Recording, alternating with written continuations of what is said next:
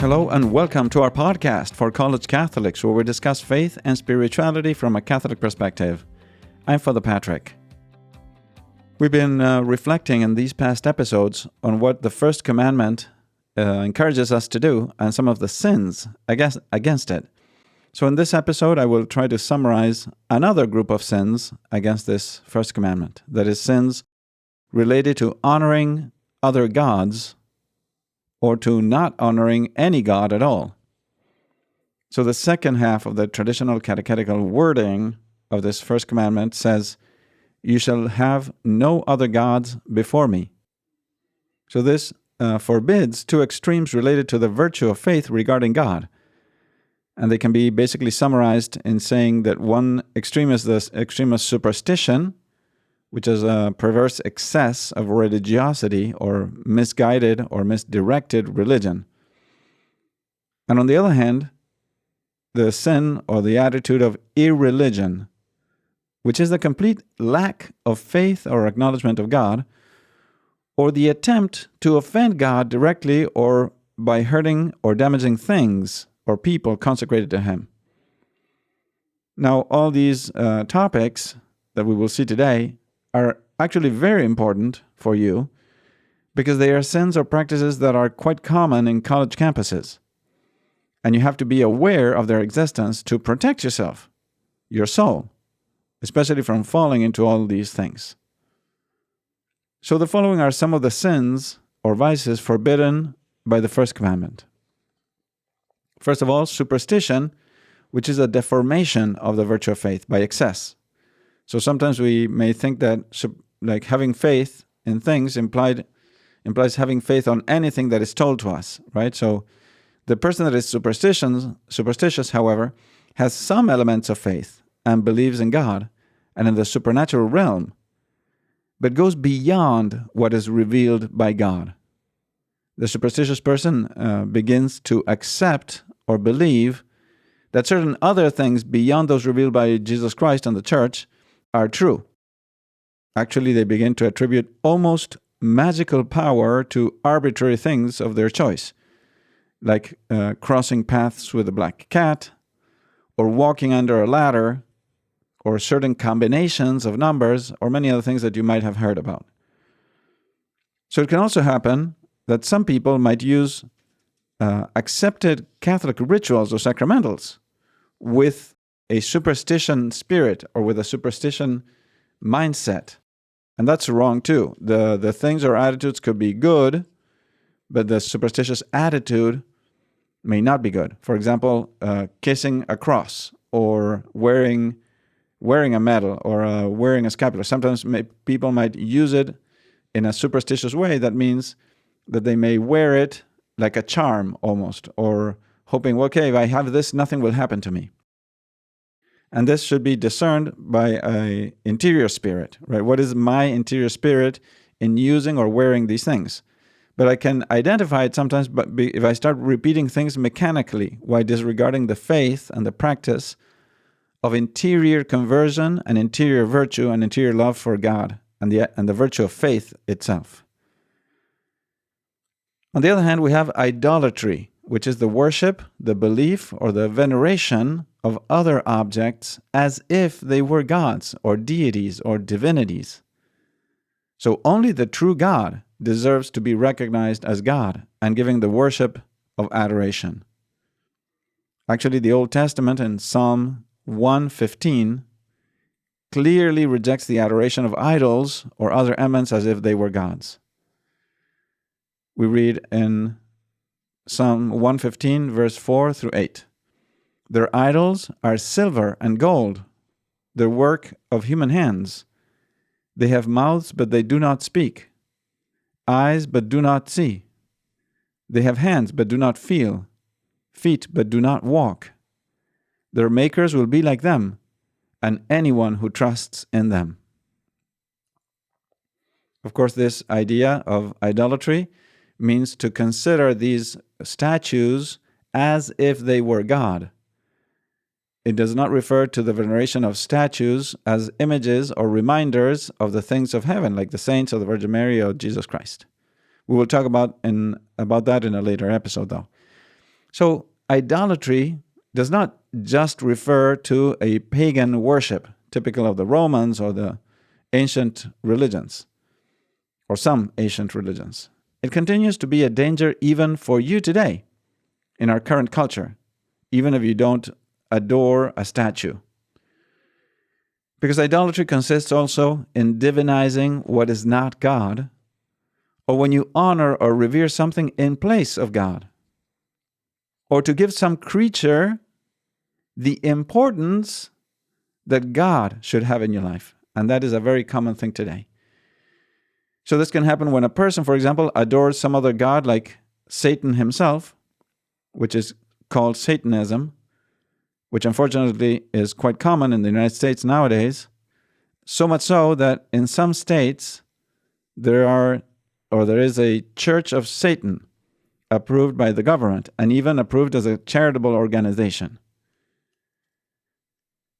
Other pseudo-gods, in a sense, object of our idolatry, could be money or power or pleasure or popularity itself or some particular possession that you could have, or even a person whom you might love or be more attached to than to God himself. This is why Jesus said in Matthew chapter 6, verse 24, "You cannot serve both God and mammon." And mammon is typically considered a personification of wealth or money, right? Now, another different area that is forbidden by this first commandment are the sins of divination and magic. By the way, I would encourage you to listen to episode 32 of this same podcast, where I interview Father Cliff Ermatinger on his book, The Trouble of Magic. In that episode 32, we speak about the serious dangers of delving into the occult and other magic practices.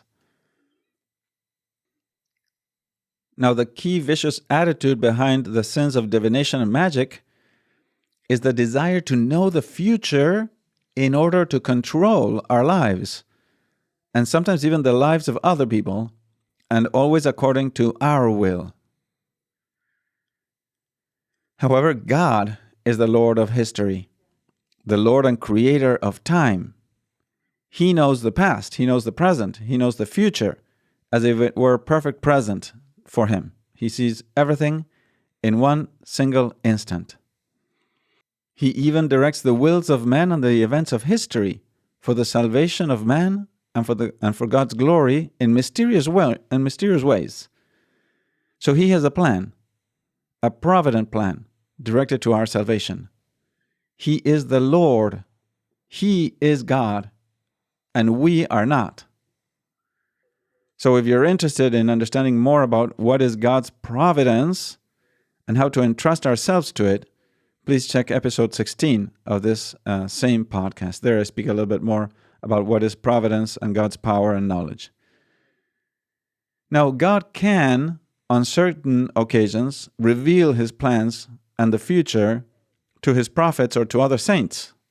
However, a proper, sound, and virtuous Christian attitude is to put oneself completely and confidently into the hands of God's loving providence for whatever concerns your future, avoiding a certain unhealthy curiosity about what might lie ahead in your life. Of course, we still have to fulfill our daily duties and be responsible about our future, going to work and saving whatever is necessary for the future, but always trusting in God at the same time. Now, the sin of divination consists on having recourse to Satan or other demons or certain other spirits, conjuring the dead, and other practices intended to reveal unknown secrets or to have knowledge of the future.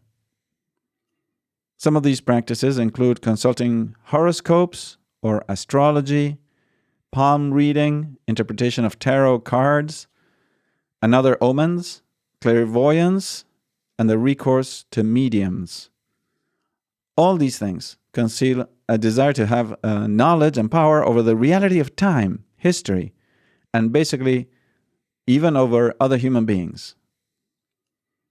Now, all of this sounds very similar to the temptation of the serpent to Adam and Eve in Genesis chapter 3, when the serpent said, "When you eat of the fruit of the tree, your eyes will be opened, and you will be like gods, knowing good and evil." Right? So, in a similar way, or in a quite similar way, this recourse to mediums or to astrology or to ways of interpreting the future seems like that, like the desire to be like God, knowing good and evil. Another thing or similar thing is through magic and sorcery. So when people practice magic and sorcery, people attempt to tame or control occult powers, to place them at one's service, and even gain preternatural or supernatural powers over things and over people. Now, all such practices, even if they are done with a supposed good intention, like restoring one's health or avenging some injustice, are gravely contrary to the First Commandment. Now, this sin is worse when it is practiced with a malicious intent to harm someone, or when it includes the summoning of demons, and this is also common. It is also not good to wear charms or have decorations that honor demons or similarly ungodly beings. Now, all these things are primarily against the adoration, the honor, and the love that we must owe to God, and therefore must be given to Him. But they're not only bad because of that. They're also very dangerous for your soul, and even for your life and for your eternal life, because you can be inviting demonic beings into your life, and then they cannot be expelled easily, and you might not have the power to expel them. So you have to be very careful with all those practices. Stay as far away from them as possible. So irreligion, another attitude that is negative, irreligion is characterized by the offense against God. It is not necessarily a denial of God, because those who offend God recognize His existence, but it is a way of trying to attack Him or offend Him. Now, this offense can take place by tempting God by words or actions, by committing sacrilege, or by the sin of simony, which implies the buying or selling of spiritual powers or things. Now, what does tempting God mean? It consists on putting God's goodness and His almighty power to the test. Let's see if God does this. Let's see if God can do this or that. Let's see if God truly loves me, right? For example, in Matthew chapter 4, verse 6, Satan tried to induce Jesus to throw himself down from the top of the temple, and by this gesture, force God to save him. That was a way of tempting God. But Jesus answered him, "It is written, you shall not put the Lord your God to the test," and would not do what the devil said. Another sin is that of sacrilege, which is an attack or offense against sacred things. It implies profaning or treating unworthily either sacraments, or sacred vessels, or sacred buildings or images, or also attacking physically or verbally consecrated people like priests, nuns, or bishops. Sacrilege is particularly grave when it implies the profanation of the Holy Eucharist, which is the most holy thing we have on this world. For example, when a person receives the sacred host in the state of mortal sin, out of fear of what people might say. Or when a person receives the sacred host in communion, but then does not swallow it, but instead leaves it on a pew or inside a missal, or simply throws it away in the street for some reason. That would be a grave sin against the infinite love of God, expressed in the offering of self in the Blessed Sacrament of the altar. Now, another very common sin today against the First Commandment is that of atheism, which implies the explicit denial of the existence of God. And this can take very different forms, like a rational argumentation that God does not exist, or a practical, materialistic way of living by which the person lives in fact as if God did not exist. Now, this form of atheism is very common today. Now, you might find both forms, both the rational and the practical way, in college. The rational one is more typically in teachers who teach things that lead to the denial of the existence of God. And in students, you see the more practical point of view. They believe in God, maybe, but their lives are simply going their own way. People might not want to deny completely the existence of God, but in fact, they live as if, or sometimes they live, I'm not saying always, but many times they live as if He didn't exist, or as if He did not have any influence whatsoever in their daily lives. A similar form of atheism is that by which man makes himself and this temporal life the goal, the purpose, or the end of everything he does. Basically, as if happiness in this life were the only purpose of man's existence. Now, another more subtle, more philosophical form of, we could say, atheism in a sense, is the idea or belief that there is a God, but that it is equal to the world. In a sense, it is not a personal God, because it is the world itself. So it becomes like a force or a being that is the whole world. So we would be part of this God. The trees would be part of this God. The mountains would be part of this God, part of the spirit that is in the world, so to speak. Therefore, God would not be transcendent nor personal, nor would He be distinct from the world, and therefore we wouldn't be distinct from God. We would be all one being, one God, parts of the one being, the one God. That's what we call the philosophy of pantheism, that everything is God. Now, another sin or attitude contrary to the First Commandment is agnosticism, which is typically a system of thought which affirms that nothing can be known about God. So in a sense, the agnostic is not denying God explicitly, but he says he can't know whether He exists or not. And therefore, he lives his life apart from God, as though He did not exist. It implies a certain indifferentism regarding God, or in other sense, it is like a practical atheism. Now, if you're listening to this podcast and have stayed in this episode until now, you're probably not an atheist. But still, I think it is important for you to know about all these sins and attitudes that they are contrary to the faith. First of all, because you are called to pray for all those who do not believe in God, or who offend God through magic, through occultism. But also because both in college and in the world today, you will meet many people who embrace one or the other of these attitudes. And you're supposed to be a light in the middle of the darkness of this world. You are called to know more about your faith, to study your faith.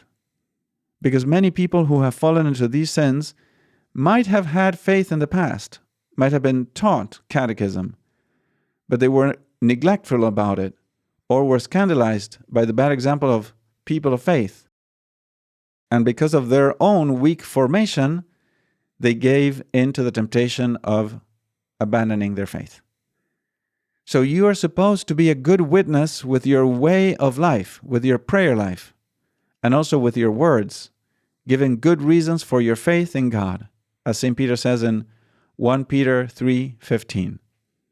Always be ready to give an explanation to anyone who asks you for a reason for your hope, but do it with gentleness and reverence. Now, a second and very important reason for you to know about these sins is because more than once you yourself will be invited or tempted to commit one or more of these sins, And you will have to stand strong in spite of seeing your friends or your classmates doing what is wrong in the eyes of God. So this is why it is important to continue to study your faith, to continue to have a life of prayer, asking God to give you the grace of final perseverance and to persevere in your faith, to give you a stronger faith. As the apostle said, Lord, we believe, but please strengthen our faith. And to always make an effort to live a holy life in a world that is, in a sense, corrupt. Like St. Paul said to the Philippians, chapter 2, verse 15. He said, you live in the midst of a crooked and perverse generation, among whom you shine like lights in the world. So make sure you stand firm in your faith. Make sure you try to be a light in the world, salt of the earth. So that is all for today. Thank you for spending this time with me today. Please share this episode with your friends, and if you can, please leave a review in Spotify or in Apple Podcasts. And remember, you can also now find us on YouTube, so make sure you leave some comments there as well. Hope to see you next time. May God bless your day.